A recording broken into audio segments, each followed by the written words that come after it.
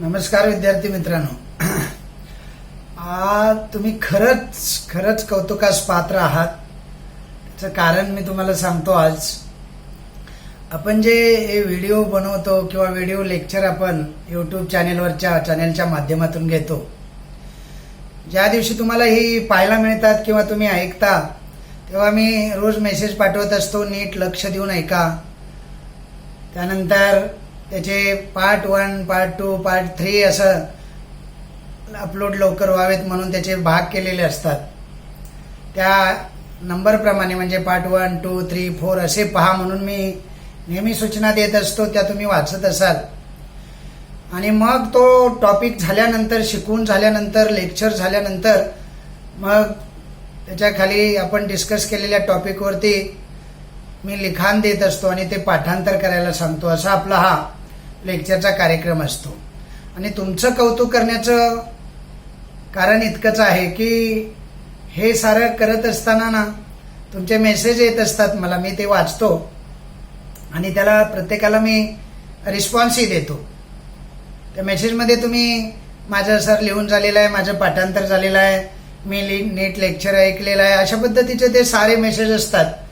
आणि मग मी काय करतो माहिती आहे तुम्हाला, मी तुमच्या पालकांना, बऱ्याच पालकांना ना मधून फोन करत असतो की तुमच्या मेसेजप्रमाणे खरंच तुम्ही अभ्यास करताय का, घरी नीट त्यांचं ऐकताय का, लक्ष देऊन त्या लेक्चरकडे लक्ष देऊन ती लेक्चर्स ऐकली जात आहेत का, तो पाठांतर करतोय का, घरात कोण पाठांतर घेते, अडखळतोय का पाठांतर देताना, किंवा उगीच आपलं पाठांतर केलं म्हणून सांगतोय का, ही सारी चौकशी करत असतो.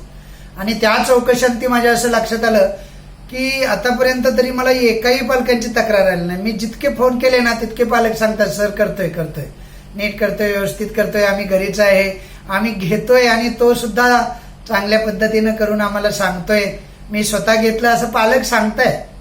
आणि त्यामुळं मी पहिल्यांदा असं म्हणालो, तुमचं कौतुक करावं तितकं थोडं आहे. तुम्ही कौतुकास पात्र आहात. छान मुलं आहात तुम्ही, छान रिस्पॉन्स देताय. असाच रिस्पॉन्स दिला तर भविष्य उज्ज्वल आहे तुमचं बाळांनो. अजून काय सांगणार आम्ही, की नाही. तर आजचं जे लेक्चर आहे ना, ते लेक्चर आपण मराठीची एक कविता घेणार आहोत. मराठीची ही 9वी कविता आहे आणि आपल्या सिरीजमधली, म्हणजे एकूण 8 कविता पुस्तकातल्या जर आपण धरल्यात तर त्या 8 कवितेपैकी ही 4थी कविता आहे. म्हणजे पहिले आपण शिकलो जय जय हे भारत देशा, दुसरी उत्तम लक्षणं, तिसरी भरतवाक्य आणि 4थी होती वस्तू. आता 5वी कविता आपण सिरीजनं शिकतोय. तर ही 5वी कविता आहे आश्वासक चित्र. हे आश्वासक चित्र आपणाला आज शिकायचं आहे. त्याच्या अगोदर त्याच्या लेखिका आहेत नीरजा. या नीरजा या कवयित्रीचा आपण थोडक्यात परिचय पाहूया. त्यांचा परिचय काय आहे तर साधारणतः 1960चा त्यांचा जन्म आहे आणि त्या स्त्रीवादी लेखिका आहेत, कवयित्री आहेत. त्यांचं जे लेखन आहे ना ते स्त्रियांच्या जीवनाशी निगडीत असं सुंदरसं लेखन आहे. अतिशय सुंदर. अर्थातच स्त्रियांची जी कैफियत आहे, पुरुष प्रधान संस्कृतीमध्ये स्त्रियांना भोगाव्या लागणाऱ्या यातना, दुःख, त्यांची कैफियत म्हणा, ही समाजासमोर यावी या उद्देशाने त्याने हे सारं लेखन केलेलं दिसतं. या लेखनाला स्त्रीवादी लेखन असं म्हणतात. तर स्त्रियांना अनुसरून लेखन, कविता सुद्धा त्यांच्या बऱ्याचशा तशाच आहेत आणि म्हणून यांना स्त्रीवादी कवयित्री असंही म्हटलं जातं. शिवाय त्या कथा लेखिका आहेत. त्यांनी काही कविता संग्रह लिहिलेले आहेत आणि त्यांनी काही कथाही लिहिलेल्या आहेत. आता कविता संग्रह कोणकोणते लिहिलेले आहेत बघूया. आणि ही कविता कोणत्या कविता संग्रहामधून घेतलेल्या आहेत. निरणवय नावाचा त्यांचा एक कविता संग्रह आहे. दुसरा आहे वेण्णा नावाचा एक त्यांचा अतिशय सुप्रसिद्ध, गाजलेला आणि अतिशय चांगल्या दर्जेदार अशा चिंतनशील अशा कविता असणारा हा कथा संग्रह आहे. कविता संग्रह आहे. तिसरा जो कविता संग्रह आहे त्याचं नाव आहे श्री गणेशा. हा श्री गणेशा नावाचा कथासंग्रह तितकाच तोलामोलाचा आणि छान छान कवितेने युक्त असणारा हा श्री गणेशा नावाचा त्यांचा एक कथासंग्रह आहे. चौथाच कथासंग्रह आहे निरर्थकांचे पक्षी. आणि या निरर्थकाच्या पक्षी या कविता संग्रहामधून घेतलेली ही आश्वासक चित्र नावाची कविता आपल्याला अभ्यासक्रमात दिलेली आहे.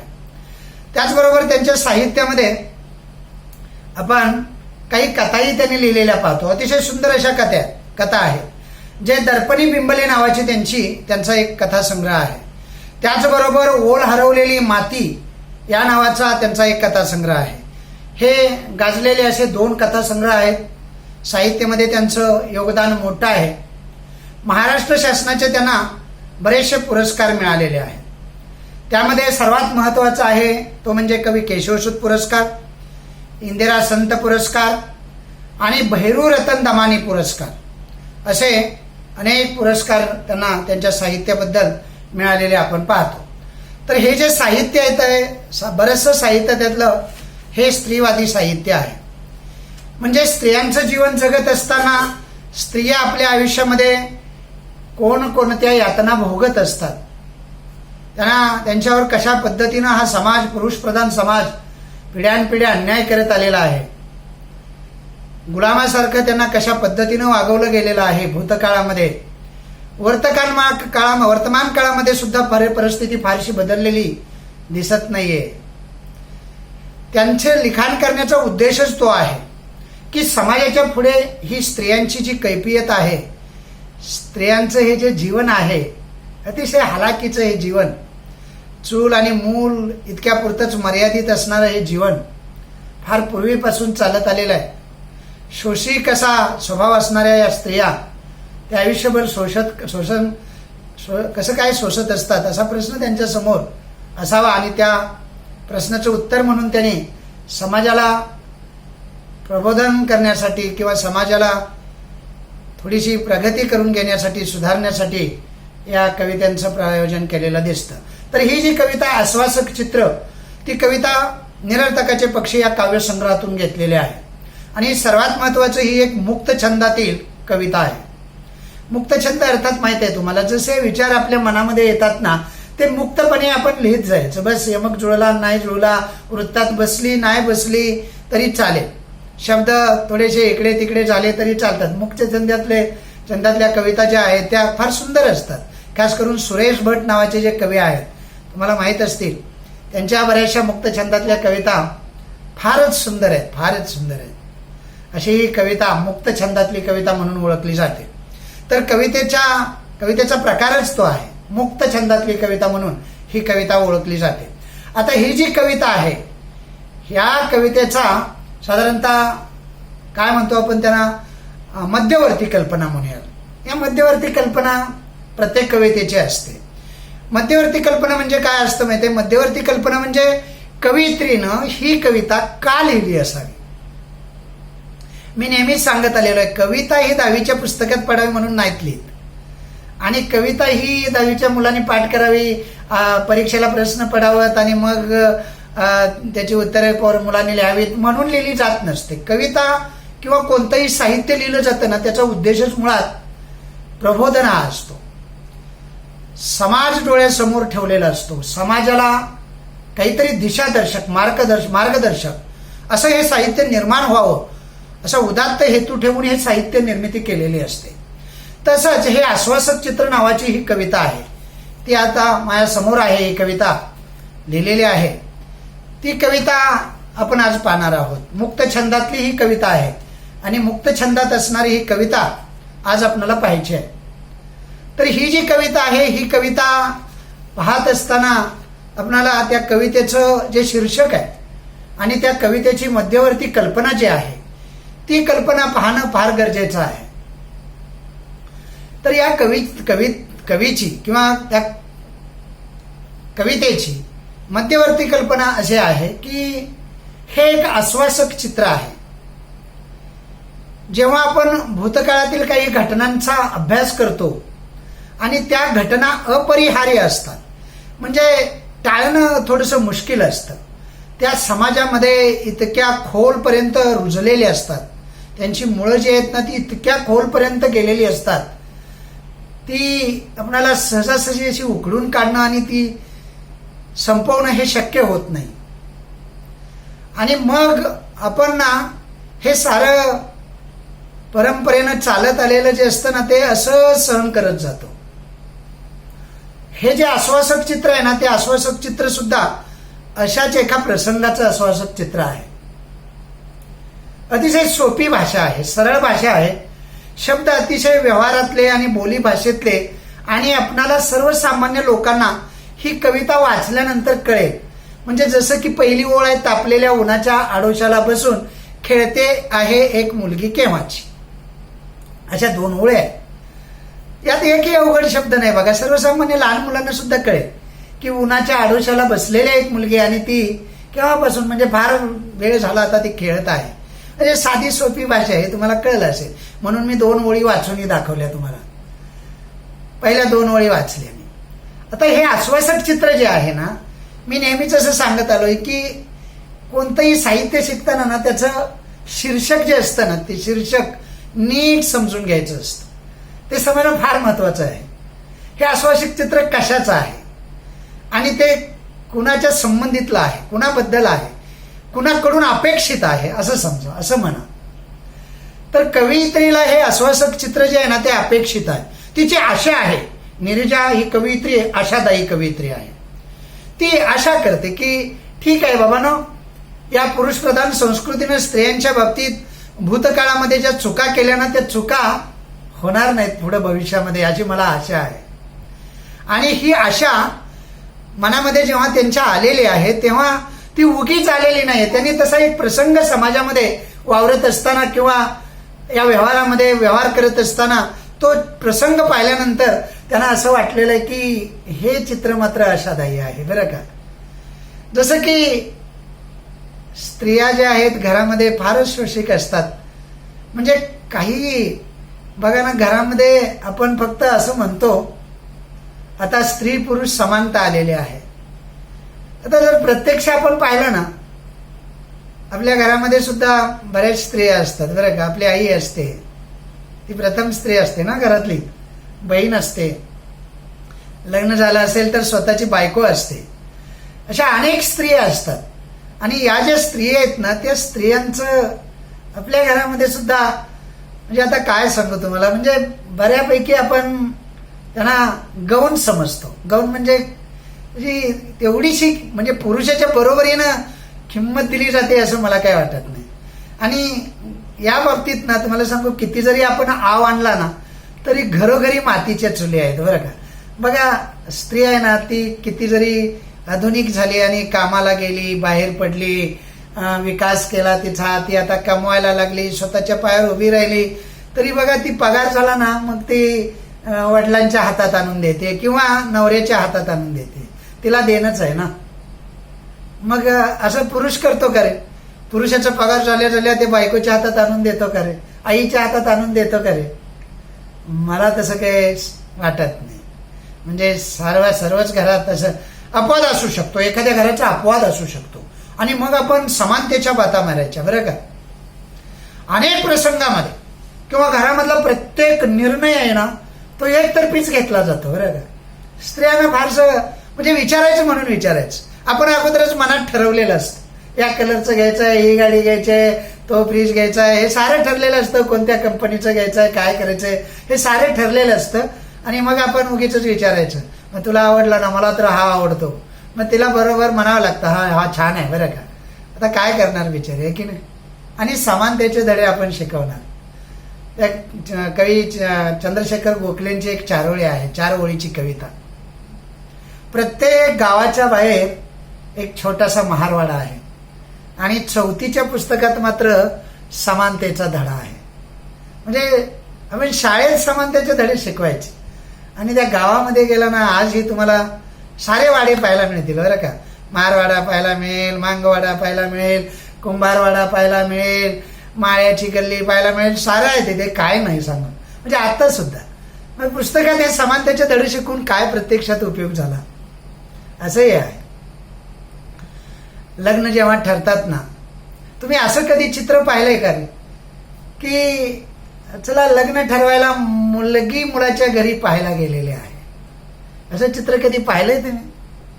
पाटावरती मुलगा बसलेला आहे, मुलगी समोर खुर्चीवरती बसलेली आहे आणि मग ती त्या मुलाला प्रश्न विचारते, तुझं नाव काय बाळा, तू किती शिकलास, कुठल्या कंपनीत आहेस, काय करतोस, काय पोस्ट आहे तुझी, किंवा तुझे मामाचं नाव सांग, स्वयंपाक येतो का, असे अनेक प्रश्न तो मुलगा जसं विचारतो तशी ती मुलगी विचारतानाचा कधी प्रसंग पाहिलाय का रे तुम्ही? नाही पाहिला ना, नसेल पाहिला. मला नाही वाटत असा एखादा प्रसंग म्हणजे माझ्या संपूर्ण आयुष्यामध्ये मी तरी कधी ऐकला आणि पाहिला या दोन्ही गोष्टी घडलेल्या नाहीत. म्हणजे माझ्या कानावर सुद्धा आलं नाही. असं झालं, मुलगी बघायला गेली मुलाला आणि हे असे प्रश्न विचारले गेले, असं काही दिसत नाही. कळलं ना तुम्हाला मला काय म्हणायचंय? किती उदाहरण सांगू मी, सांगा तुम्हाला किती सांगू. असं कधी झालंय का सांगा बघू की तो लग्नाचाच प्रसंग आहे. त्या लग्नामध्ये बघा एक मंगळसूत्र नावाची चीज असते, माहिती आहे तुम्हाला. नवरा असतो ना तो, आता ही माझी बायको सौभाग्यवती झाली आणि ती सौभाग्यवती आता माझ्या आयुष्याची अर्धांगिनी झाली म्हणून ते सौभाग्याचं लेणं म्हणून मंगळसूत्र तिच्या गळ्यामध्ये तो नवरा म्हणून जो मुलगा असतो तो घालत असतो. विचार करा ना, ते जर आपण समानता आणायची म्हटलं आणि ते मुलीनं मुलांच्या गळ्यात घालायचं असं ठरलं, पटेल का या समाजाला? सांगा बघू. पुरुष प्रधान हा समाज आहे, त्याला पटेल का रे? नाही पटणार ना. कसं काय पटेल?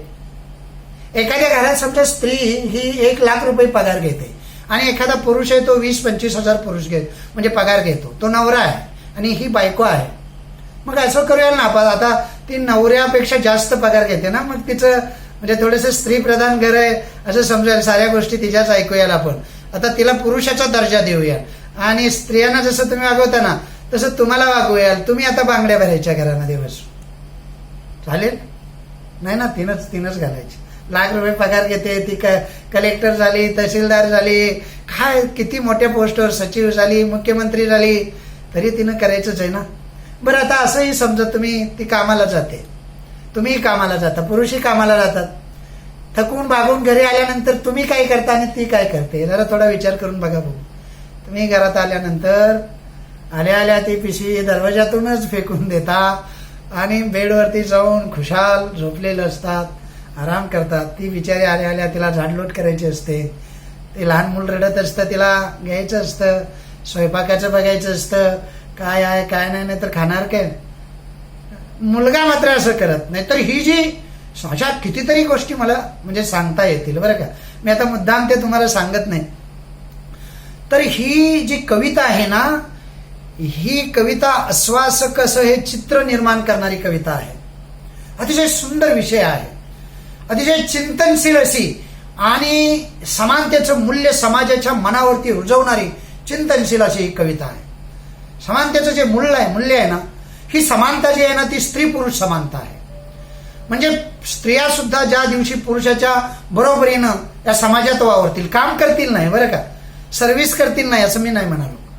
उगीच तुम्ही असं काही डोक्यात घालून घ्यायचं नाही की स्त्री आता पुरुषाच्या बरोबरीनं कामाला जायला लागली, पैसे कमवायला लागले, त्या गोष्टी सोडा. मी असं म्हणालो की समाजामध्ये ती जेव्हा वावरेल, समाजामध्ये वावरेल म्हणजे कळतं ना तुम्हाला, समाजात ज्या गोष्टी पुरुषाकडून केल्या जातात त्या साऱ्या गोष्टी ती करेल, तेव्हा खरी पुरुष समानता येईल असं आहे ना. आणि म्हणून हा स्त्री पुरुष समानतेचा हा जो विचार आहे, तो विचार, ते मूल्य या 10वीच्या किंवा या वयातल्या मुलांच्या मनामध्ये, विद्यार्थ्यांमध्ये ते संक्रमित करायचं आहे, ते रुजवायचं आहे म्हणा. संक्रमित करणं म्हणजे रुजणं.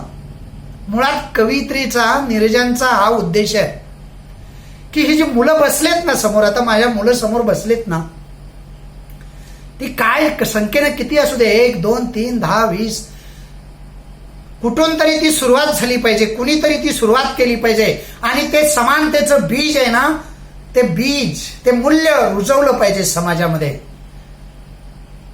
निगरगट्ट झालेला हा जो समाज आहे ना, आता तो मन बदलणार नाहीये. आणि म्हणून ही कोवळी मन आहेत ना, तिचा विचार कवित्रीनं केलेला आहे. मुलांच्या मनावरती ही गोष्ट बिंबू शकते. मुलांना आपण हा संस्कार देऊ शकतो. मुलांच्या मध्ये हे बीज, हे मूल्य संक्रमित होऊ शकतं. जसं जमीन असते ना, पेरतो आपण, ओल असली तरच, वाळल्या जमिनीतल्या बिया जे असतात ना ते उगवत नसतात ना, तशी ही कोवळी मुलं जी असतात ना ती ओल्या मनाची असतात असं म्हणा. त्या ओल्या मनाच्या या मुलांच्या वरती लवकर संस्कार होतो. ते मूल्यनात, तो बीज आहे ना, तो लवकर रुजतो, उगवतो, त्याचं झाडात रूपांतर होतं, तो फुलतो, फळतो, कामाला येतो, फळाला येतो, बरं का. आणि म्हणून बघा कवयित्रीनं, आणि खास करून कवयित्रीनं लिहिली प्रबोधनासाठी, पण अभ्यासकर्त्याने निवडताना अतिशय सुंदर अशी कविता निवडली. म्हणजे स्त्री पुरुष समानतेचा हा विचार रुजवणारी किंवा समानतेचं मूल्य रुजवणारी अतिशय चिंतनशील अशी कविता. ते ब्रीज समाजामध्ये रुजवायचंय, मुलांच्या मध्ये रुजवायचंय, संक्रमित करायचंय. या उद्देशानं या पाठ्यपुस्तक निर्मिती मंडळानं ही कविता तुम्हाला अभ्यासासाठी निवडलेली आहे असं म्हणा. शब्द काय मी तुम्हाला सांगितलं अवघड नाही, तुम्हाला सहज समजणार आहेत. जसं की आदन आहे, भातुकली आहे, किंवा अजून एखादा शब्द तुम्हाला सांगायचा झाला तर झरोका आहे, किंवा अजून एखादा सांगायचा झाला तर काय म्हणतो आपण, थोपटणे आहे, झेलणे आहे, खेळणे, हे सारे आपले परिचयाचे शब्द आहेत बरं का. आणि आश्वासक चित्र कशाचं आहे ते मी तुम्हाला सांगतो. हे मूल्य रुजवताना ना, म्हणजे वातावरण जे आहे ना ते फार या बाबतीत निराशजनक आहे. मी सांगितलं ना, किती सुधारित आणि सुसंस्कृत अशी ही जी स्त्री आहे ना, ती पुरुषाच्या समानतेत यायला ना अजून खूप दिवस जातील बरं का. म्हणजे मी म्हटलं ना, जसं 4थीच्या पुस्तकात समानतेचा धडा आहे, गावागावात महारवाडा आहे, समानता शिकून काय उपयोग, त्या लोकांना तुम्ही मग का समानतेने वागवत नाही, गावात त्यांना बाहेर का राहावं लागतं, अशा अनेक प्रश्न उपस्थित होतील ना. तसंच स्त्रियांच्या बाबतीत सुद्धा अनेक प्रश्न उपस्थित होतात. वेळ लागेल या गोष्टीला खूप, आणि म्हणून आपण खालून सुरुवात करायला पाहिजे. या गोष्टी साऱ्या एकाएकी काही बदलणाऱ्या नाही. पण काही प्रसंग पाहिल्यानंतर समाजामध्ये अशा काही गोष्टी घडून येताना दिसतात. आपण बघा, काही आई वडील असतात ना, तुम्ही दंगल पिक्चर पाहिला का? दंगल पाहिला असेल, पाहिला नसेल तर पहा, तेव्हा मला सांगा, मी तुम्हाला वर्गात दाखवतो. आपल्या साऱ्या वर्गात प्रोजेक्टर आहे, डिजिटल रूम आहेत, काही टेन्शन घ्यायचं नाही. तर मी तुम्हाला दाखवेन सुद्धा, तो वर्गात दाखवण्यासारखा पिक्चर आहे, सुंदर पिक्चर आहे. समजलं तुम्हाला? मग बघितलं असलं तर मला काय म्हणायचं समजलं असेल तुम्हाला. काही आई वडील आहेत ना, मुलींना सुद्धा मुलांचा दर्जा देतात, मुलांच्या पेक्षा सुद्धा अजून जास्त दर्जा, म्हणजे जास्त महत्व देतात, आणि मुलींचं करिअर मुलांच्या पेक्षा ग्रँड करतात. मी बऱ्याच वेळेला वर्गात